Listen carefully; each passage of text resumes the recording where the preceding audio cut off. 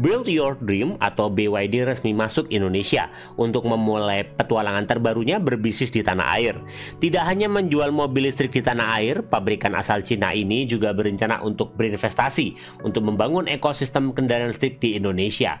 Masuknya BYD ke Indonesia sangat diapresiasi oleh Menteri Koordinator Perekonomian Republik Indonesia, yaitu Airlangga Hartarto, sebab kedatangan perusahaan asal Tiongkok ini dapat memacu pertumbuhan penjualan kendaraan listrik di tanah air.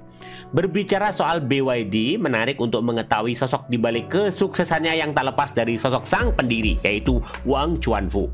Bahkan, saking suksesnya perusahaan ini membuat perusahaan investasi milik Warren Buffett, yaitu Berkshire Hathaway, berinvestasi di BYD, namun perusahaan investasi tersebut telah mengurangi kepemilikan sahamnya di BYD.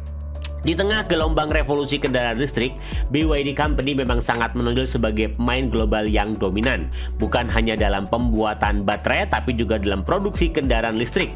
Tokoh di balik kesuksesan monumental ini adalah Wang Chuanfu, pendiri dan presiden BYD saat ini. Dengan visi futuristik dan kepemimpinan yang kuat, Wang telah memimpin BYD melalui transformasi dari produsen baterai menjadi raksasa otomotif listrik.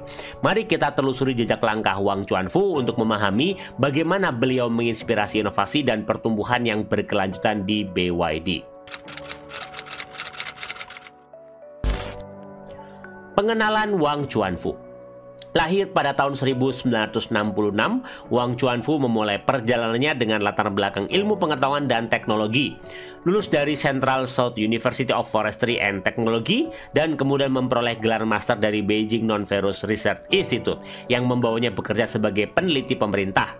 Hal ini ia lakukan sebelum mendirikan BYD pada tahun 1990-an, namun Wang menghadapi kesulitan besar pada awalnya karena kurangnya dana pemerintah untuk peneliti dan terpaksa meminjam uang dari kerabatnya.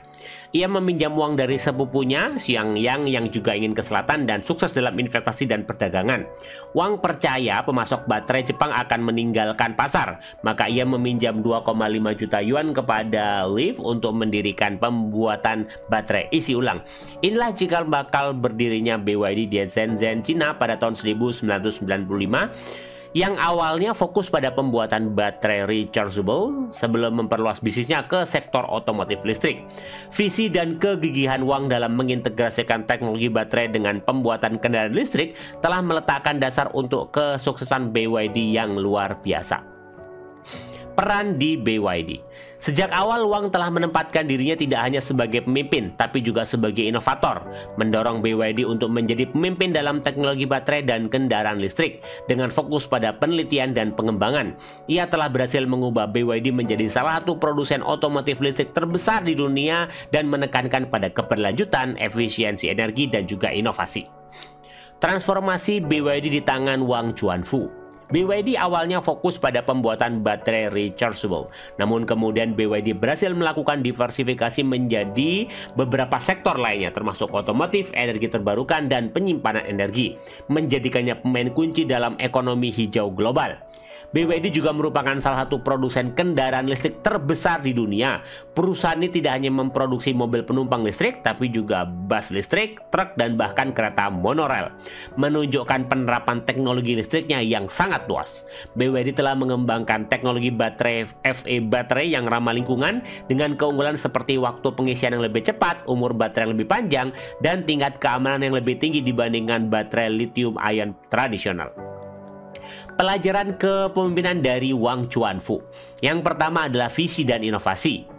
Wang berani berinvestasi dalam teknologi baterai dan kendaraan listrik sejak dini, memperlihatkan visinya sebagai pemimpin yang melangkah jauh ke depan. Ia mengarahkan BYD untuk fokus pada R&D yang berujung pada pengembangan produk inovatif seperti baterai FE baterai dan kendaraan listrik yang efisien. Pemimpin efektif adalah dia yang bisa melihat jauh ke depan dan kemudian bisa mengeksekusi visi ke depan dengan baik melalui inovasi yang dia lakukan. Yang kedua adalah kepemimpinan melalui ketegasan.